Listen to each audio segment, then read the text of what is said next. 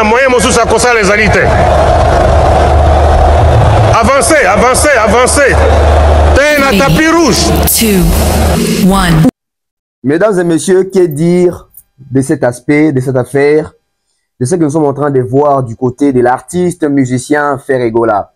L'artiste musicien Ferregola prépare un double concert dans la salle Adidas Arena pour le 20 et le 21 avril de cette année. Mais il y a plusieurs spéculations, il y a plusieurs rumeurs, les gens parlent, les concepts se développent, des réunions en réunions, des concertations en concertations. Plusieurs réunions ont été faites, mais malheureusement jusque-là, il n'y a pas encore de fortes décisions, des solutions définitives. Je parle ici en tant que chroniqueur, en tant que journaliste, en tant que chercheur, parce que nous avons aussi ceux-là qui nous fournissent des informations, des vraies informations, surtout des informations, des sources.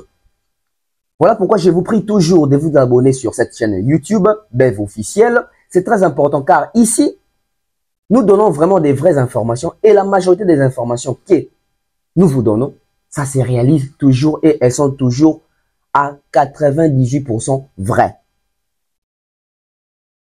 La pression sur Ferregola. Qui est en train de mettre la pression sur l'artiste? Comment est-ce que l'artiste vit cette pression? Comment est-ce que l'artiste essaye de déjouer cette pression? Parce que c'est une pression. En tant que Congolais, en tant que culturel, en tant que ceux-là qui sont en train d'accompagner la culture, chroniqueurs, journalistes, nous sommes censés donner de la force à cet artiste et souhaiter que ces concerts-là puissent se dérouler parce que c'est les Congos qui gagnent des Balobaka. Ferré doit faire ses concerts. Ferré mérite de faire ses concerts. Mais est-ce que Ferré est prêt pour ses concerts? Est-ce que Ferré a été préparé pour ses concerts? Parce que tout doit se faire d'une manière très graduelle. On commence quelque part pour monter 2, 3, 4, 5, 6, jusqu'à je ne sais pas à 1000. Mais d'après les études sur terrain, d'après les faits, tels que les faits se présentent, telle que la situation se présente, telle que la réalité nous impose d'accepter la réalité, apparemment, d'après nos analyses, c'est comme si l'artiste n'est pas préparé. C'est comme si l'artiste n'est pas prêt. C'est Fally qui met la pression à Ferré ou c'est les fans de Ferré qui sont en train de mettre la pression sur Ferré? Répondez-moi à travers l'espace commentaire. Qui met la pression à Ferré? C'est Fally ou c'est les Gaulois? Bagolo nde bazo tia fait répression. To Fally nde bazo tia fait répression. To Ferré mo bazo se mettre la pression. Ah, tout comme on a trois équivoques. C'est Fally qui met la pression à Ferré ou ce sont les Gaulois qui sont en train de mettre la pression à Ferré ou alors c'est Ferré qui se met la pression. Parce qu'apparemment aujourd'hui, si on analyse bien les deux carrières respectives de ces deux artistes-là, c'est comme si c'est Ferré toujours qui fait des choses en fonction des Fally. C'est Fally qui commence et Ferré vient faire par pression. Pourquoi je dis par pression? Parce que quand Fally fait quelque chose, nous Congolais, les fanatiques de Ferré, nous disons toujours à Ferré, aux hommes, on a fallu à saliter, quand on a fallu à salir, Ferré, ça la penalty Fally, Ferré, quand on a fallu à zobé tabastad, yopé beta bastad. Donc, on a poussé Ferré ça la macam en fonction à vision à Fally. Ce qui est une mauvaise chose par rapport à la vision de l'artiste. Quelle est la vision de Ferré? Parce que si Ferré a une autre vision, et que biso toujours l'ingaka to collé quand on a vision macam Fally à zosala, to remema artiste à ça là-bas, maman na bakata, maman n'a pas erreur, maman n'a pas fracata. Et Rosala qui est artiste, à cause de se retrouver, Rosala perdu. Parce que Lélo, en regardant la carrière de Ferregola, c'est comme s'il est perdu. C'est comme s'il y a quelque chose qui manque dans Ferregola. Alors, Lélo, l'émission, Lélo, nous avons fait Sabino, A1, nous avons fait Sabino, BI, nous avons fait Sabino, Scoop. Et ça, nous avons réunion Salama en privé, et ça, nous avons réunion Salama en public. Mais ça peut être sous réunion, ou ça peut être réunion, il y a c'est à Mesa. Oh, c'est pas bateau, tout est basé en action, il y a des réunions. Mais biso le rôle de ça chroniqueur, biso le rôle de ça bateau to lingami peut pas bateau belé. Ils ont bateau peut fournir biso d'informations. Ils ont bateau peut pesa biso d'informations, oh outil dans la source pour te informer population, te informer opinion. Bonjour à toutes les personnes qui sont en train de nous suivre. Bonsoir à ceux-là qui sont connectés. Si tu vas nous suivre pendant la journée, bonjour. Si c'est pendant les après-midi, bon après-midi. Si c'est pendant les soirs, bonsoir. Si c'est la nuit, bonjour. Parce que la nuit, c'est lorsque les jours commencent. Je suis Tonton Bev, du transfert de la presse, les transferts les plus chers de la presse congolaise, international, 12e merveille, les motivés de toute une génération. Monsieur Autotune, NFL, cerveau penseur, jumeau de la vérité, l'intellectuel pratiquant. Moi, je ne suis pas au milieu du village, mais je suis au-dessus du village. Les bachelors congolais. Hein? Monsieur l'inspecteur, inspecteur. Séisme. On va encore partager autour de ces sujets, autour de cette production, Adidas Arena. Mais nous allons aussi parler de la relation entre Robinho Mundimbo et Fally Ipupa. Cette relation, c'est une relation forcée, c'est une relation hypocrite, ou c'est une relation basée sur des intérêts. Parce que vous savez tous, ou nous savons tous que, depuis un bout de temps, Robinho Mundimbo et Fally Ipupa, d'après la toile, c'est comme s'ils ne sont plus vraiment très proches comme auparavant. Fally à Kinshasa, Robinho est parti à la répétition des Fally. Nous avons vu, ils ont fait une photo, ils ont parlé, tout ça. Alors on se pose des questions. Aujourd'hui, Fally Ipupa, sa relation avec Robinho Mundimbo, comment est-ce qu'il voit cette relation? Et Robinho également, comment est-ce qu'il voit sa relation avec Fally Ipupa? Qui est bénéficiaire de cette relation? Ça a toujours été Robinho. Alors Robinho a senti qu'il est en train de perdre un peu sa popularité, sa notoriété qu'il avait. Voilà pourquoi il veut encore se rapprocher de Fally Ipupa. Point d'interrogation. Ou Robinho était juste venu voir son grand frère. Et nous avons vu même Robinho jusqu'à la résidence de Fally Ipupa. Donc il était venu à la répétition et sûrement ils ont pris rendez-vous et il est allé voir Fally Ipupa à la maison. Donc ça prouve qu'il y a une bonne relation parce que Fally acceptait que Robinho puisse venir jusqu'à la maison. Ça prouve qu'il a une considération. Il est vrai dans cette relation. Mais la question qu'on se pose, c'est est-ce que Robinho, lui, il est vrai dans cette relation? Ou alors Robinho veut seulement profiter de cette relation? Parce que depuis un certain temps, Robinho Mundimbo, c'est son accroche vraiment plus comme auparavant. Nous connaissons tous les succès de Missou na Missou, autant de millions de vues. Et quelques chansons, oh, il y a qu'après, et ça qui peut cartonner. Mais depuis un certain temps, toujours remarqué que Robinho Mundimbo a appelé la flèche pena ya baisse. Mais la flèche n'a ya baisse, ouana. Et ça par rapport, il y a une mission, mais on peut revenir à ça là par rapport à un contrat où Inos bien appelé ça, où c'est au bar, ça m'a bêté. Mais Batebele, bah, mon nom m'a bêté. Bah, mon nom loko là, aza traître. Bah, mon nom loko là, aza mutumoro boué, aza vrai, aza loyauté. Mais est-ce que c'est à partir de ça? Qui fragilité kota parce que tout le monde a même à l'époque Robinho Kendara même pour toi qui écoute en a Fally pour bakangi sous photo. Est-ce la relation de Robinho Mundimbo et Fally pour papoto et baké bazali en bon terme, il faut toujours bakanga ba photo. Si c'est ainsi, Robinho Mundimbo est en train l'invité n'a pas erreur mais eza erreur ya relaxera congolais que nyo se bongi samara na photo. Parce que si Robinho a besoin de warrior, quand on a photo na Fally, c'est synonyme de Rosala bien na Fally te. Quand on a photo na Fally, c'est synonyme de Rosala vrai na Fally te. Quand on a photo na Fally, c'est synonyme de que warrior, il faut accompagner.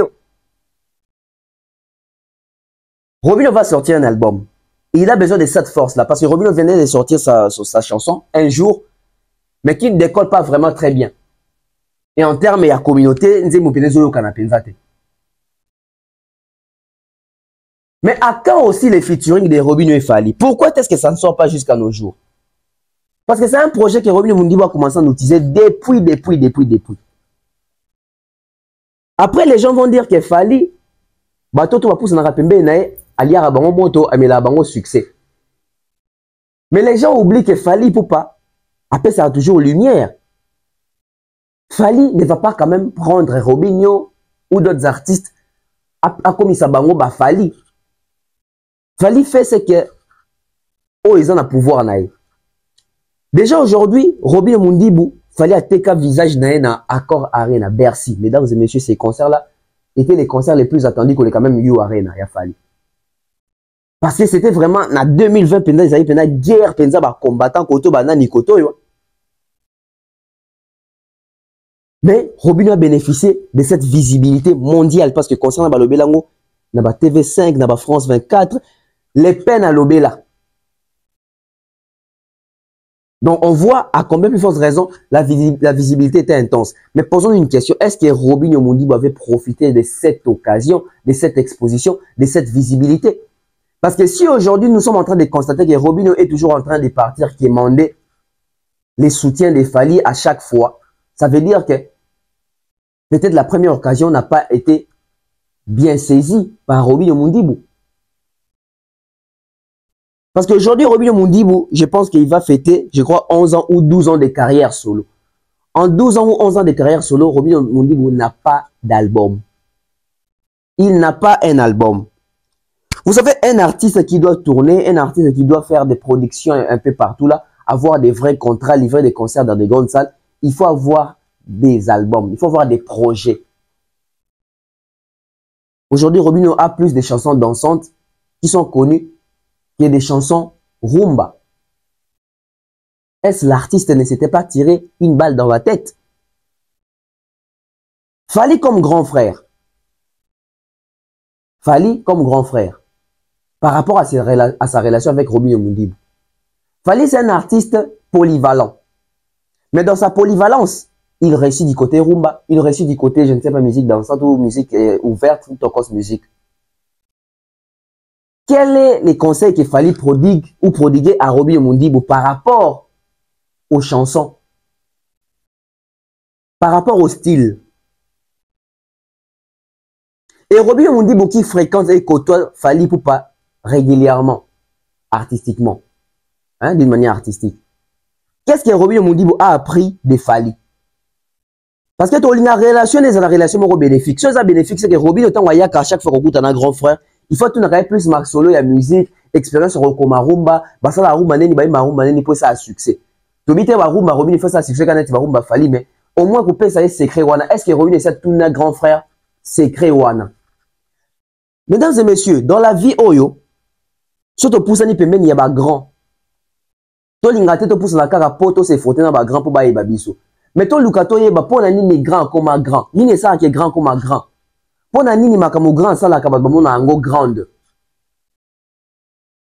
Je pense que ba jeune autour ba repousse na pemeni ya Fally. Ba question autour na Fally za te que vie ba zora visa ndeni. Vie ba kendara poto ndeni. Vie au salaire ndeni pour garder bien te. Ba question autour na Fally zali vieux. Depuis 2006, il est là. Depuis 1998, 98, il est là. Banze Mounou est raté. Ils ont toujours un succès et ils ont toujours battu. Toujours. C'est quoi les secrets? Vieux, bah, comme un rumba d'engeni. Vieux, tant qu'on y a la rumba na yo. On martelara point par point. Mais ce qu'on a point par point, au salaire d'engeni pour introduction, na développement, na conclusion et kokanaté et puis ça aura toujours ba émotion moroboué. Est-ce ce genre de questions ba artiste wa pousse na rappeler na Fally pas seulement Robinho, beaucoup plus ba monsieur soupé ba question nini ba tout na Fally. Relation na bango na Fally ça basé sur quoi? Sur quel angle à ma solo? Sur quel aspect à ma solo? Parce que ce qui Robinho Mundibou a profité de la visibilité il y a Accor Arena. Le Robinho Mundibou il a besoin à chaque fois il y a une photo na Fally pour battre yokanze mounaye. Parce que ba fan na Fally ba okoma jamais ba fan na Robinho. Ba ko apprécier musique à Robinho, mais ba okoma jamais ba fan na Robinho au point où ba kina kolandara musique à Robinho. Nga pesa toujours exemple ya nzembo moko Fally bimisaki awa nous deux mon appel qu'ils ont un accompagnement ma casse ni promotion de la part aussi à ba Warrior. Même en termes de stream na Spotify. Donc même les fanatiques de Fally, bazan na ba priorité na bango chez Fally. Bazan na ba priorité ba exigence de leur chez Fally. Du coup, ba fan wana baza concentré, il faut jouer la Fally disque d'or, il y a Formule 7, il faut voir un concert à Fally, il faut se préparer en conférence pour un concert, il y a double martyr, etc. Ils sont saturés déjà par l'artiste. Donc moi je pense que la relation de Robinho et Fally pour pas jusque là, je pense que c'est une relation où ils allaient fonder na reconnaissance, na estime. Je ne sais pas dire ce que c'est la relation moko où ils ont vrai. Je ne sais pas dire ce que c'est la relation moko où ils allaient y a pas intérêt kaka. Parce que ce que c'est intérêt kaka, c'est que l'intérêt ils ont mis dans côté Robinho. Alors vous, au besoin de l'analyse, sur l'espace commentaire, j'aimerais vous répondre pendant la question. Comment trouvez-vous la relation de Robinho Modibo et Fally Ipupa? C'est une relation sincère, c'est une relation vraie ou c'est une relation des intérêts?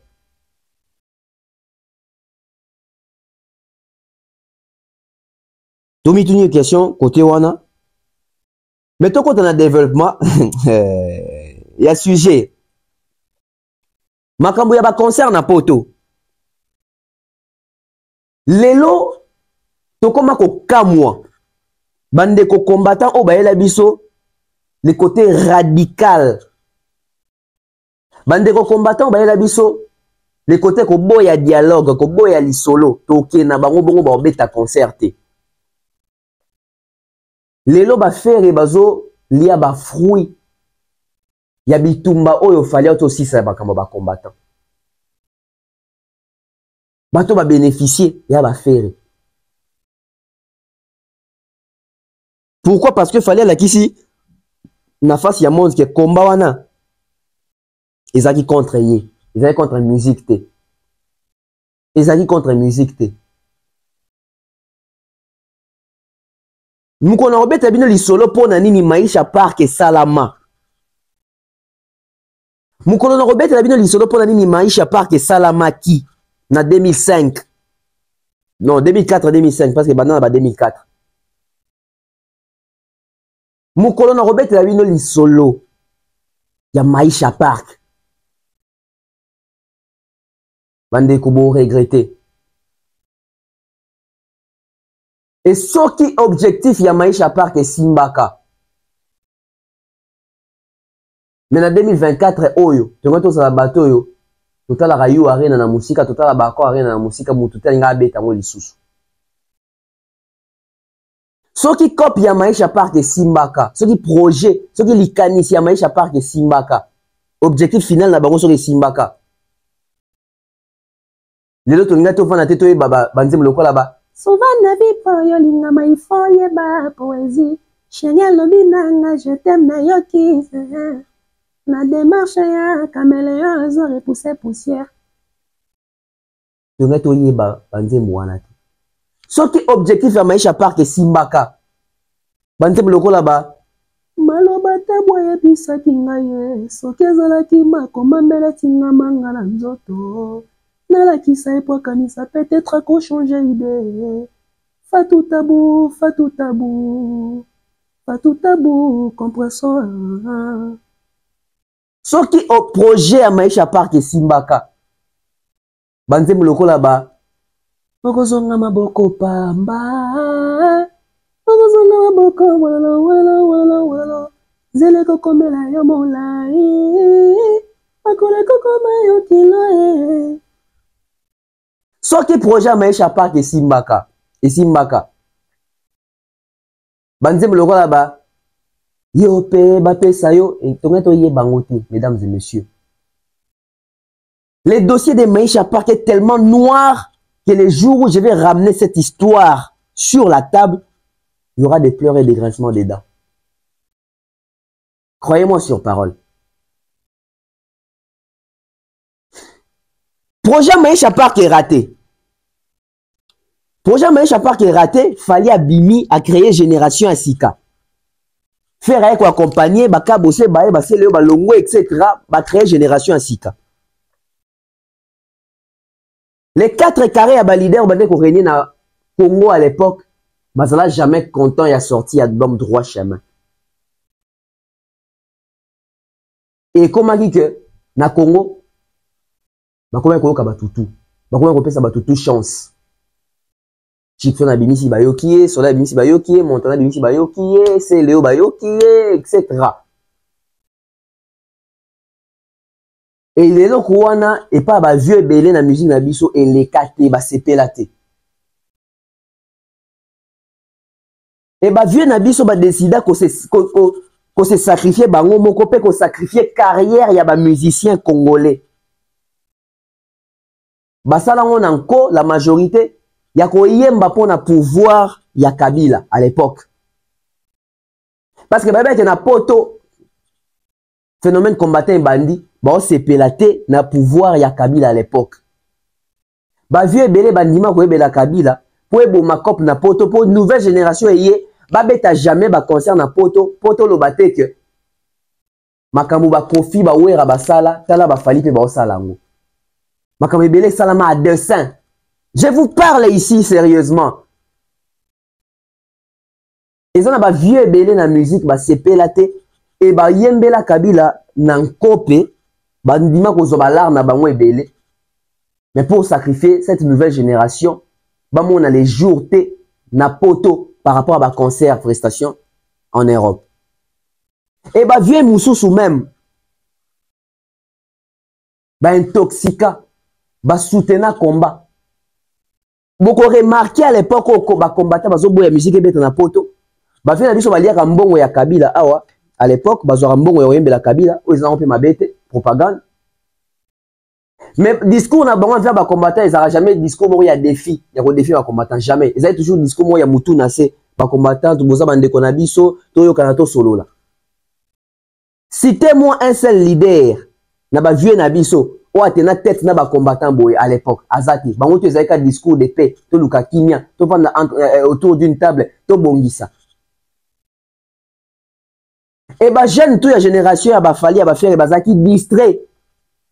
Bah mais maman qui na mouvement na bango pe ba komi ko senga pardon bien que faire na fali à l'époque ba mbela Kabila te mais là ta ki pe bango voir même ko là ta même na héritier beta Olympia na été pour na makambo wana fabrika succès nyoso ya mado ici là kaka boye là so bunda na côté kaka ba bien na casino de Paris Nicolas ba vieux o ba décider ba sacrifier toute une génération il y a ba jeune ba ki sima na bango. Mettez-moi des likes, nous sommes sur la BEV officielle. Vérité, on a banni dossier Maïcha Charongo, tête vidéo comme des robins. Dossier Maïcha Zoya. Dossier Maïcha Park Zoya. Maman Thérèse G, je salue. Maman Kiki, Maman Kamanda. Mère Flo Mangenda na Pessimbote. Tapeli Bodjenga professeur. Jean-Marie Bout en Allemagne. Maître Junior, hein? Maître Mukuna Toro. Maître Junior Mukuna Toro. Maître Toro. Kelly Charleston général. Cyprien Nzola gagné bango avant Babotama. Avant Babotama gagné bango déjà. Pazuria Soule Kauka. Honorable Prince Tukuzu. Mettez des likes. Ma Charlie de la fondation UESD. Mettez des likes. Na Pessimbote na Mara Swag. Mara Swag na Pessimbote. Et Bingwe na Pessimbote. Olivier Massoudi. Djembakadj. Tangu ba vie ba monique. Et j'ai bango tout. Fallait le mouvement ya révolution ko longwa na boumbu ya ngumbe la ba combattant mutu. Parce qu'il fallait faire compris mais c'était aussi en retard. Mais quand même il avait compris. Que Jéza boye ba vie ba finir la biso. Combat oyo. Et comme cible il y a une nouvelle génération mais longwa ya nouvelle génération comment qui a mutu a télé mais qui combat. Mutu a télé qui va combattant fali. Yango combat et combat contre Fali. Ba combat Fali. Ba combat Fali. C'est pas ba combattre, ba combat Fali. d'où toka moi biso nyoso Sokoko ndeko financer combat et a financé makasi pour na situ makama Bercy Sokoko ya na Kinshasa comme camarade ya vieux moko musicien to se posa ba question bato bazaba ba camarade depuis kala to ba komika ba camarade na kimukolo soki ba komaka ba camarade depuis kala c'est que vieux pas na ba décision sur makambo wana mais le temps il fallait à téléméli bango na makambo na concert ya la Cigale apporter préfet plainte parce qu'il fallait avoir compris ses droits et devoirs à comprendre les lois as artistes ont exercé na sol français fouta ba taxe ben po na e ana makambo côté là depuis on a dit to comprendre que ba combattant combat na bango ezaki fali et ba combattant ba bunda jamais pour na Congo parce que combat na lobango toujours et ça les soki 14 ans ya combat mais tout le monde n'a jamais ba combattant na ba sangani ba sala ta caisse commune moko ba tinga ata 1000 € na est ba sala ngote mais fallait à sali fondation après ba combattant fallait à sali fondation en 2013 alors que combat banda depuis 2009 en 2013 fallait à sali combat et à sali fondation en 2023 donc ça dit 10 ans ta la action fallait à sali na fondation na ba combattant ba comprendre que fallait aboto na bango cop kaka bango ba combattant bazaki na Tshisekedi na combat na bango Tshisekedi abinya comme président ba komi ko bundisa donc combat fali combat fachi bango ba combattant bazaki na posa fachi azwa pouvoir parce que bazaki na Martin Fayulu bango bando ba ke Kabila qui est l'essentiel des alake soit Fayulu soit Tshisekedi a qui na pouvoir on a besoin ya candidat ya opposition Fachi Bima président babaluki la Fachi pour moi que bato wana bazara na cible moko précise te batatonaka ce sont des personnes à que Fachi abomela bango cop tant bien ba combat ntaba fallait ko bomela bango cop ya bien ba combattant ba koma ba analyste ba combattant ba koma ba youtubeur ba combattant ba quota chômage fallait côté ça ba combattant chômage fallait comme ça va combattant ba youtubeur ba donneur des leçons à l'époque 2009 2010 combattant oyo wapi appelle sa caméra dans ça l'analyse combattant oyo wapi aya ko betara masolo ba vie de couple combattant oyo wapi comme conseiller conjugal à l'époque 2009 2010 2011 2012 p combattant a kofinga ba insanité l'internet combattant au wapi a kofinga ba parents ya batu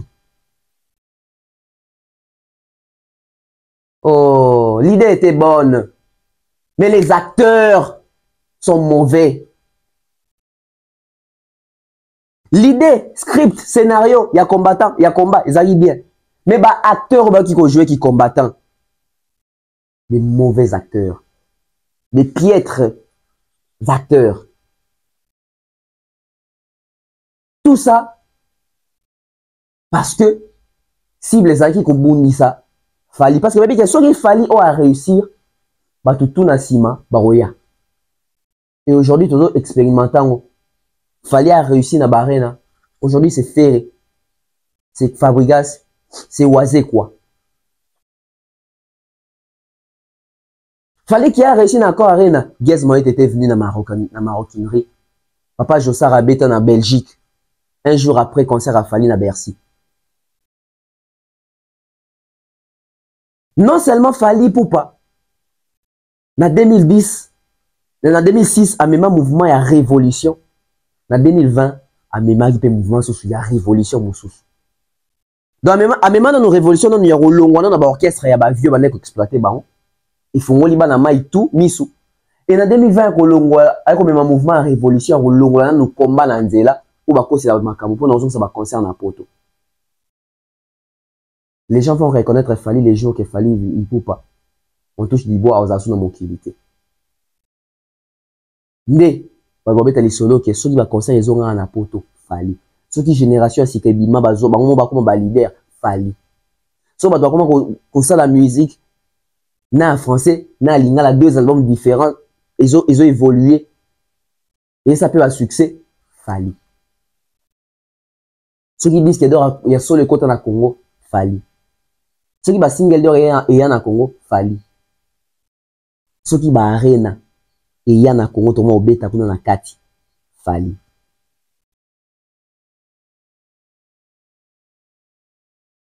Namoni Churambomba, l'imbattable. Coupez ce message par rapport à concert et affaire. Ou bien tout soutenir tout le bêta. Mais ma cambo bien na ngai déranger ngandam. Non, on a pour ça, ça a 15 000 personnes. Déjà, ça l'année qu'on a 15 000 personnes. Je ne sais pas pourquoi c'est la communication bongo pour un artiste. Ma panneau il faut messager les cas, tout ça. Message les cas, na contexte nini. Parce que tout ça, il y a espace, na temps, les temps et l'espace. Les temps, c'est quand? Les temps, c'est les 20 et les 21 avril, au Ferrobeta concert. L'espace, c'est Adidas Arena. Est-ce qu'il y a Adidas Arena, wana? Parce que les concerts communautaires, bah, tu bela Congo, ya mangala baoya. Si le message, il faut te passer, on pas bato mangala, babi, déjà, qui est est, bato, tout message, il faut te passer, on a ba étranger. Si tu te passes, on a ba étranger, tout ça, l'effort, concert à faire, et ba étranger, ba côte, dans la salle. Au moins, il y a un moment à faire, et ba combattant, tout, ba fongoli porte. Faire à finga mutute, faire à salabou, faire depuis kala, à déranger mututa ça batu mabete. Parce qu'on a ya salabatu mabe. Nani ya salabatu mabe. Na communauté oyo toujours habitué faire na facilité. Toujours habitué faire na facilité, faire na facilité, faire des toujours que la ramawa. Tande to combatara fali awa. Akoki ko beta te, mboke za na guerre. Mais les locaux tout héritier le vumbu bato bengane na Rwanda contre les Sili. T'as la peine guerre na niveau économique, bazo le même dans des connexions musala. Mais malgré ça, au moins n'a jamais sango à kolbake faire au moment où bazo bengana héritier le vumbu yozo ngobe ta concert. Bon moins n'a jamais sango. Ils allaient muto moroyate. Bon moins n'a jamais battu rambo ba combattant sur bana potona pour ça la banalisme où ya éveiller concert ça congolais tous à la concentrer tous à la focaliser mboka ezo kende. Botika non ma comment faire non. Bango tout na ba discours na bango faire fois bêta. Les mêmes faire c'est un faire au promettant ba tout ba concert bêta qui les cas qui a ba recette nango il fallait longola pesa faire de ça puis atina na est atina ngote mais au moins n'a jamais ba combattant ba plus d'apport na ka est ba faire avant bêta concert de tout le monde non clair na makambo ils ne vont pas faire ça. Ça batakofanda soki batelemi ko ba 15 ba 10 000 donc déjà depuis que ba mutoko lukaza na kati mais en plus c'est ça 2 jours. Voilà les messages passent. Donc, écoleka. Nenge moko peso qui fabrigas. Asa très, faire ko tchaka projection pour banini eza kuna ba te famille ne ba crash eza wana. Akolexa ka 30 secondes be 1 minute. Ya génocide na biso. Batu ba cheka boy. Papa si le message ekei. Ndi loko tozo luka. Et si li pona faire te bi ke akosala ngo parce que pas bundisa ne batu ta déranger batu te. Coup de chapeau ça batakofanda. Soki ba telemi ko ba 15 ba 10 000. Donc déjà depuis que ba mutoko lukaza na kati. Mais en plus c'est ça 2 jours. Voilà, les messages passent. Donc, écoleka. Nenge moko peso qui fabrigas. Asa très, faire ko tchaka projection pour banini eza kuna ba te famille ne ba crash eza wana. Akolexa ka 30 secondes be 1 minute. Ya génocide na biso. Batu ba cheka boy. Papa si le message ekei. Ndi loko tozo luka. Et si li pona faire te bi ke akosala ngo parce que pas bundisa ne batu ta déranger batu te. Coup de chapeau ça batakofanda. Soki ba telemi ko ba 15 ba 10 000. Donc déjà depuis que ba mutoko lukaza na kati. Mais en plus c'est ça 2 jours. Voilà, les messages passent. Donc, écoleka. Nenge moko peso qui fabrigas. Asa très, faire ko tchaka projection pour banini eza kuna ba te famille ne ba crash eza wana. Akolexa ka 30 secondes be 1 minute. Ya génocide na biso. Batu ba cheka boy. Papa si le message ekei. Ndi loko tozo luka. Et si li pona faire te bi ke akosala ngo parce que pas bundisa ne batu ta déranger batu te. Coup de chapeau. Malhonnêteté intellectuelle. En public, au vu aussi de tout le monde. Biso tout le monde en a biso, hein. Biso tout le monde en a biso. On prend la pub avec Maliane. Puis on revient. Magasin exotique trompette market na Villeurbanne na arrêt métro Q7 et ser na biso grâce tedi kamotema ya louange. Biso toza awa na Lyon balobi soko olingi olia bio olia congolais yaka awa. Ndunda matembele pondu ngai likayabu exeter lituma atieke fumbwa exotique trompette market à Lyon soko oleki ate osali no eloko te biso toye a to payer ba plan awa soko lambi okolia yo moko te. De nos jours, l'hygiène intime est une priorité. Voilà pourquoi Maliane vous propose des produits d'hygiène intime à base des plantes naturelles, testés et approuvés dans les plus grands laboratoires dans le monde.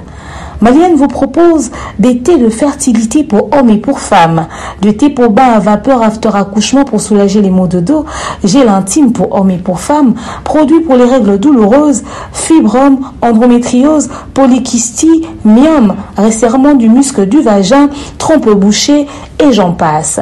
Vous avez également des produits qui vous aident dans tout autre type de soucis gynécologiques que vous pouvez avoir. Ceinture abdominale, vous avez les protège-slip, les bandes hygiéniques et tous ces produits sont disponibles sur notre site www.maliane.com. Passez vos commandes à travers notre numéro affiché directement à partir de notre site et vous serez livré partout dans le monde. Maliane, pour une hygiène intime parfaite. De retour sur ces plateaux. Des retours sur ces plateaux. Les mondes à l'envers.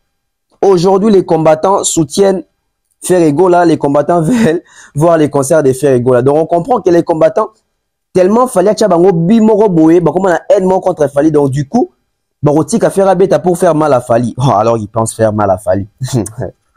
Donc, pour Nabango, pour toi, ça Fali pas si tu as fait la bête. Té, Bozo la Xabiso Karandikende. Combat na bino ezala jamais combat ya mboka, ezala combat ya ba jalousie, ya ba haine na bino.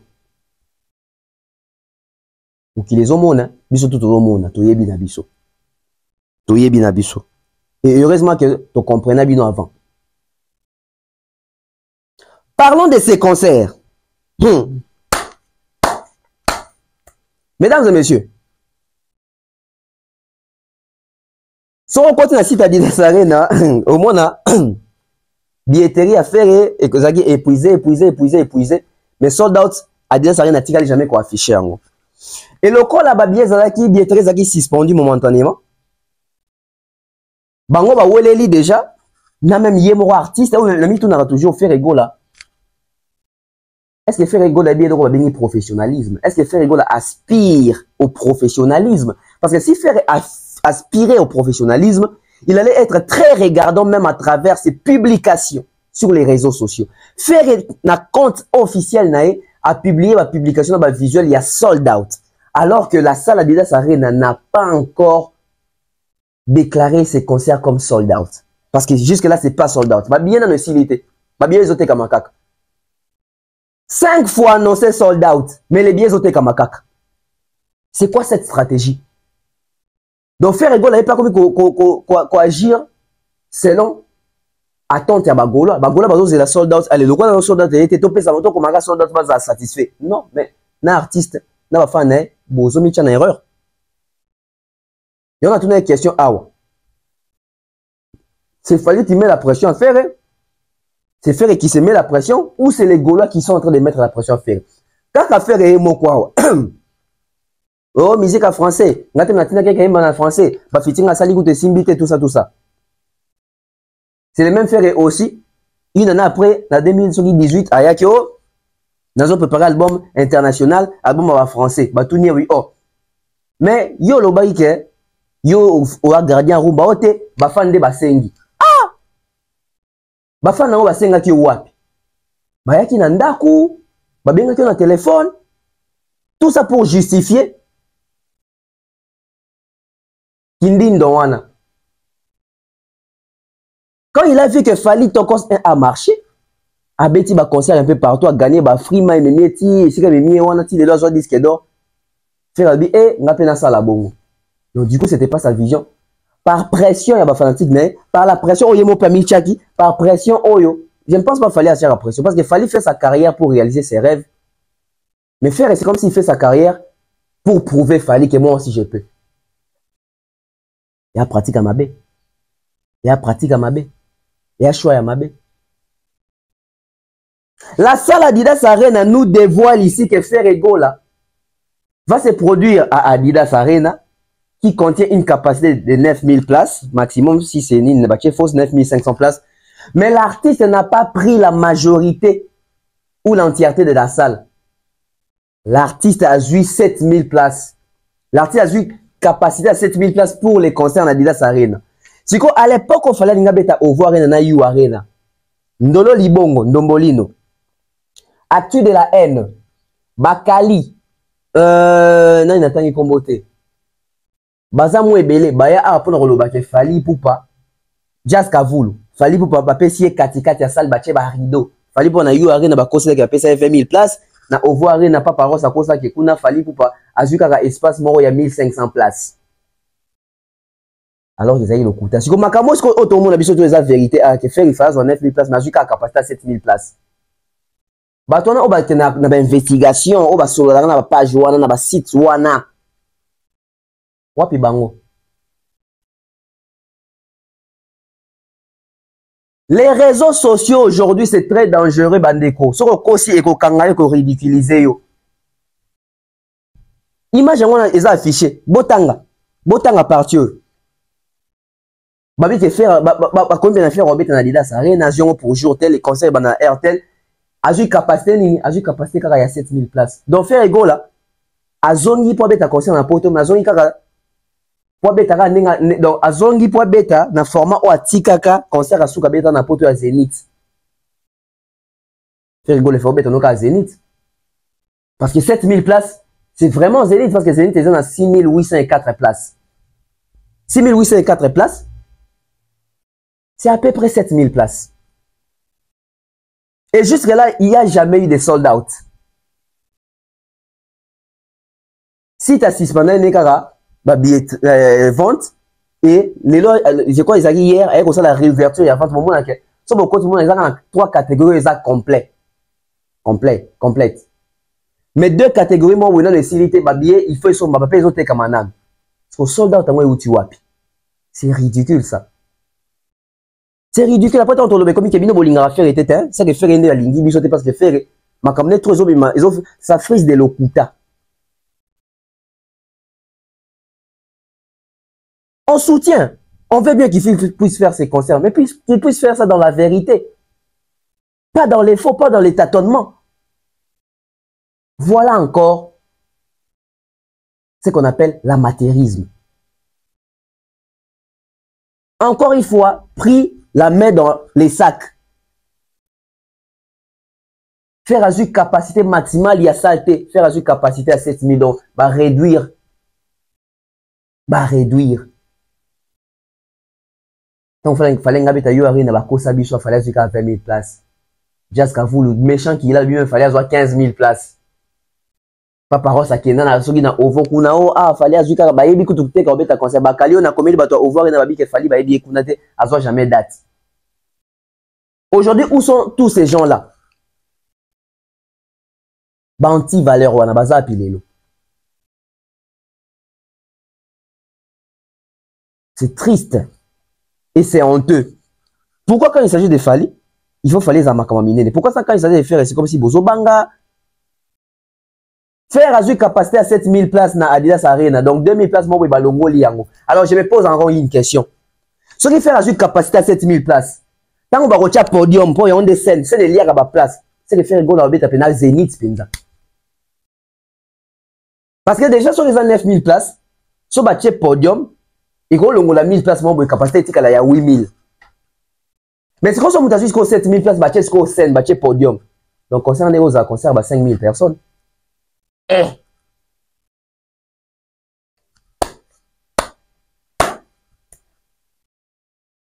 Concert des roses, il y a 7000 personnes et il y a 5000 personnes. Parce que la salle, bango moko va publier capacité offert à Zui. Bazan intérêt ko c'est la faire makambuta. Bolo que ça les a ya fali, ça les a ba warrior. Ba gola ba bomisa faire, bino ba bomisa faire ngambu. Bino bozo humilier faire à chaque moment. Faire a commis obligé ça na makam par pression pour bino bozo tia pression à ça makam kan défaillance au salle. Voilà maintenant les résultats. Donc faire incapable de remplir une salle de 9000 places, il prend la capacité de 7000 places. D'où quand on va ajouter encore la scène, ça va encore réduire des places. C'est ridicule, mesdames et messieurs. Ce sont des choses à dénoncer. Faire égale à les padres. Il n'est pas trop tard. Rectifier. Bazon qui sa salle 9000 places. Zoa ça la 9000 places. Zoa mobimba.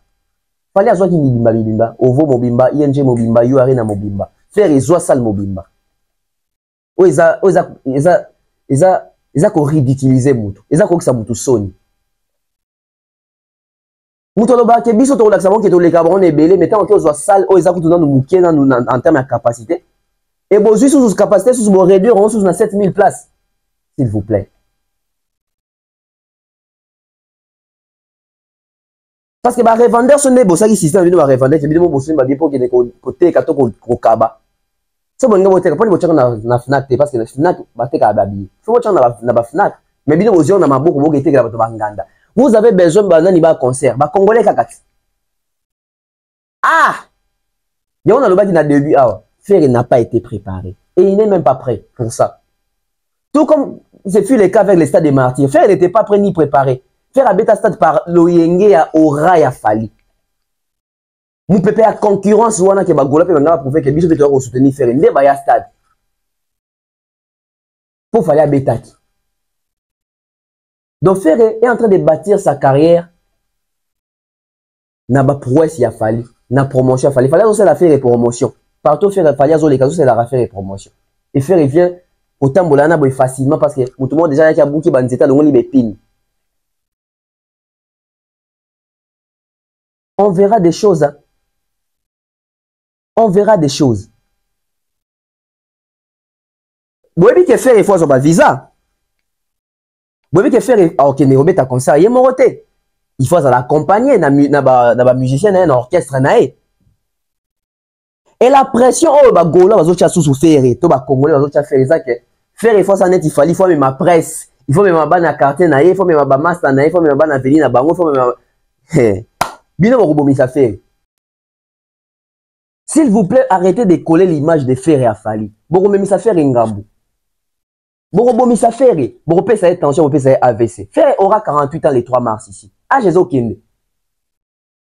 Les artistes de Faire Ego là, plutôt pas les artistes, les fanatiques de Faire Ego là, l'entourage de Faire Ego là, habituer Faire Ego là à faire sa carrière selon lui. Parce que la minute il faut faire la challenge news. Faut même ma presse et on m'a combien de journalistes parce qu'il fallait même plus de 20 journalistes. Faire même combien de journalistes. Fallait même qui bana ba petit naé à bandal, bana quartier na bango, ba master naé. Faire épée fois ça là. Bozo mon ne sika bozo artiste. Et bah dessous des cartes ezali, bah dessous des tables ezali. Mettez-moi des likes cette partie. Et ça scoop. Je vous dis et ça scoop. Écoutez-moi très bien. Faire doit voyager avec son groupe, avec son équipe. Faire doit ramener son groupe en Europe. Na minute yo ba viser comment moi passe en termes de crédibilité makambutuana. Mais Faire est capable ya reçoit visa visa Schengen pour un orchestre nae. Mais la dernière fois oh Faire mema ba musicien espace Schengen, ils ont en 2010. L'autre en 2024, ça fait 14 ans. 14 ans Faire même sous ce groupe na poto T. Tobite poto États-Unis, tobi poto ya France, poto Europe. Ça fait 14 ans. Donc Faire ne maîtrise pas ce genre de démarches en termes il y a millions wana. Likamboza ah pour appeler son visa, il faut en crédibilité. Est-ce qu'il l'espace Schengen Faire a une crédibilité de taille? Est-ce que Faire a voyagé dans bateau à Kenana ba bureau nek ki ba ki ba zone l'espace Schengen? Toi voyager moko. Parce qu'on s'est obligé mais maintenant ba mettre na poto. Alors, l'isolo moeza awa. Il semblerait que Faire Ego jusque là ba demande des ans en cours maintenant nous va moni clarté en termes makamu ya kuzo ba visa ya ba octroyer ba visa. Tu veux que Faire Ego dans un groupe il faut mais on kuna déjà ça na pour ba on de basa la cœur donc ba musicien naie. Mais tout ça na format moko awa. Tout le monde a format na mutu abimisa officiellement boza Koffi Olomide. Kofi Olomide voulait faire son You Arena avec les quartiers Latin Fashion. C'est quoi les quartiers Latin Fashion? Les quartiers Latin Fashion, les musiciens sur la Kofi Olomide na poto, o ba longwa na bango. So il Kofi Olomide na poto a répéter na bango pour beta na bango sur scène parce que Kofi Olomide que lelo. So quand les musiciens o ba na kin awa amema bango poto mingi ba okima. Peut-être on a un problème, il y a crédibilité par rapport il y a ba mission au peut-être nan peut voyager. D'où et comme un problème. Et Kofi Olomide la stratège a créé les quartiers international fashion. Oh, et bazar na poto, on a commencé à mettre dans les États-Unis, mon ami Gelo. Même Tony Gâteau dans un musicien a fallu donc Coco Kofi a accompagné Kofi Olomide sur scène. D'où il semblerait que Frère Ego la vise de faire la même chose. Comment? Je vous explique. Frère Ego la un musicien Oyo a même on a Zénith na poto en 2010. Oh ba Kima na ba o ba zongaka. Ba o ba zongaka na système ya Schengen bazali. Ba na crédibilité na bango. Entre autres, je cite ici Chikito Makinu. Je cite Nicodème, paix à son âme Gigo la Koufa. Natak Chan, Nicodème, na Chikito, ba zongaka. Voyage à 2010, ba zongaka. Na Gigo la ta zongaka. Ba o ba kima, bazana poto, ba koufite. Boyo kanga bien ma sabino. Lokola peut-être, faire accueillir aux encore qu'on a makambu ya visa ya groupe. Alors, c'est quoi les plans B? Parce que plan A, ils ont visa, mati de la mission est A, ok, na bango, on a plan A. Mais ce qui plan A est simbité, on a plan B. Plan B, zani. Chiki, dans la minute, on a crédibilité pour Zongaka. Liste des salama. Il semblerait faire aligner sur la na poto, ce qui n'est pas que plan A est raté, quelqu'un a mission à A, a royem bana you arena. Na mission na ya kala ou bazara na poto. Mettez-moi des likes. Alors, qui sont cités dans cette liste là? Il y a des musiciens oh yo soki nete sali ki musicien faire ya Kinshasa ba okendete ba oh bazara na poto faire royer mbane na bango. Chikito na liste azali. Lisone ezobetama. Nicodème azara na États-Unis akoki koya France. Ba osé ba tchele makamutu ba billet makamutu aya ko prester Nicodème Rosa. Il semblerait na kati liste on a échappé à Zaradjan à poto. Ba mission fait. Bercy moi na ba tractation peso lingé salama a na poto du côté animation. Parce que Bercy a kenda Olympe na waze kwa azonga crédibilité zali. Fils ya métier la zara na États-Unis, yépe ba tractation salama ke a kitapé Schengen a quitté Europe pour na prestation wana a ko combler ba vide. Au cas où plan A est simbité.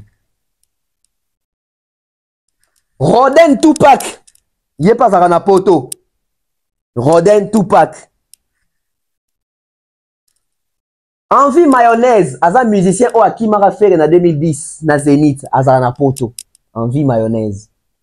Patou Maké la paix. Yé je crois Akimara Ferre na poto en 2010. Azarana poto. Jus d'orange pas Azarana poto.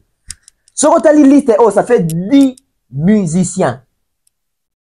Ça nous fait Chikito 1. Ça nous fait Nicodème 2. Ça nous fait échapper 3, Bercy Moana 4, Fils ya Métiol 5, Roden Tupac 6, Envie Mayonnaise 7, Patou Makelele 8, et puis Jido Teba 9, et puis Jido Orange ça nous fait 9.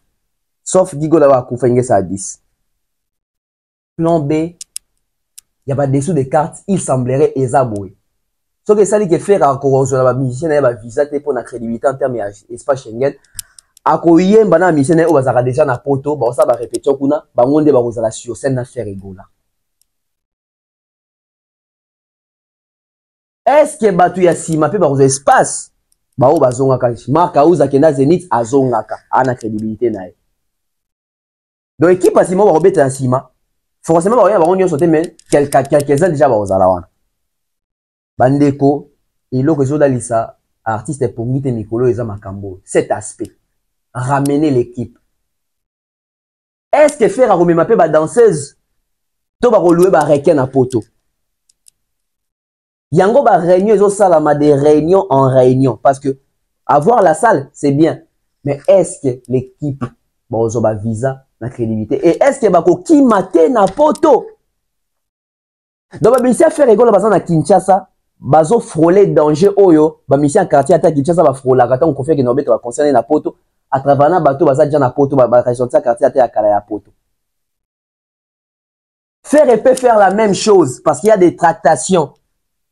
Les noms qui sont déjà cités dans les coulisses entre les murs, Chiquito Makinu, Nicodème Ngoy, Échappé, Bercy Moana, Fils Yametiol, Roden Tupac, Envie Mayonnaise, Patou Makela, jus d'orange. Bato tu n'atteins bino, ba na poto sauf Chiquito. Chiquito est ici à Kinshasa. Lokola ba liste des autres se créer zo se bi salama. Bon moni trésor comme le Nicolas zongi ko la golo actif. Il y a le ngwa qui a commis ko spé ça ba leçon, avant ko zongi ko soutenir faire égola. Il pense que ba lo baké bon to travailler dans na bateau ba ou mais na biso to récompenser bango. Trésor congolais, il pas zo lukanzela na ya poto. Ceux qui déjà côté ba musicien comme mame. Bon ba chroniqueur toujours tu as fait répression à même makaka ba chroniqueur. Même ça bino plan B musu ezali ya ba chroniqueur ça que faire rigolo la majorité ya ba chroniqueur ba na poto o ba soutenaka déjà. Il n'a pas besoin forcément de remettre ba o ya awa. Ceux qui fait rigolo mais ba chroniqueur à Kinshasa ya awa, peut-être ba assister. Vous voyez maintenant dans quoi vous êtes en train de mettre faire rigolo. À force à vous le pas prouver, ça devient très compliqué.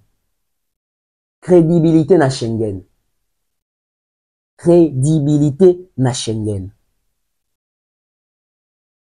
Est-ce que ma chroniqueur faire ya Kinshasa faire à Romema Bango et ça Romema Banani ben influenceur ça Romema Banani parce que quand ça va comment pesa ba Virginie Manganga ba Lité Akanda ba Kindingu ba Tracy Eleza bandeko si cette affaire persiste ainsi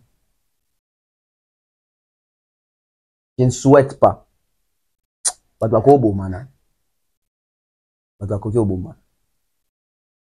que ton nom qui déjà quand l'isolo y a plan B je me suis dit ah ceux qui déjà ba musicien faire rigolo ba bundi na faire rigolo ba tika ine bazana na kin awa. Et comme mame boy. Bon ba chroniqueur, ba master, ba petit na etc. Mesdames et messieurs, tout conseiller faire rigolo l'artiste na biso à salamaka en fonction de la qualité. Ba mema été na erreur oyo ekoute cher ba tona tout son yezo ande na kombo ya faire rigolo. Faire effet selon toi. En tout cas, nga souhaite nga que plan A et Simba. Parce que son plan A et Simbi et récompenser ba Mati de Gaulle, ba musicien o azana bango a quoi. O ba bundane ba zarane a. Ba na ba o ba ote États-Unis. Mais c'est ça qui est raté pour na bango, ba mo ba kima ku to faire ba zarane na poto. Bon, après faire on a choisi parce qu'il faut prester. Il y a un problème avec visa. Mais est-ce que la crédibilité a groupe ma groupe ou a des problèmes? J'espère que na lobby Toyoki ngana lobana ngaka ba il semblerait kabou. Il semblerait que Ferregola jusqu'à ce moment a du mal à avoir les visas pour son orchestre. D'où il prévoit jouer à des arènes avec ses anciens artistes qui résident en Europe. Quand il va aller en Europe, il va constituer une petite équipe restreinte, ils vont commencer à répéter. Et c'est avec cette équipe-là, des anciens du groupe Ferrego, là, qui vont jouer entre autres Échappé, Chiquito, Nicodème, Fils Yametiol, Patou Makela, Envie Mayonnaise, Roden Tupac, etc. Il semblerait. Je suis à la fin. Dans l'ingato monopolisé parole, t'es tout en des semaines de de la biso, mais comme si bino abo zongo pendant en considération. Parce que toujours c'est pour la biso tout soldat à des arènes, mais toujours beau ça que faire une des fois il y a une équipe pour va bêta concert.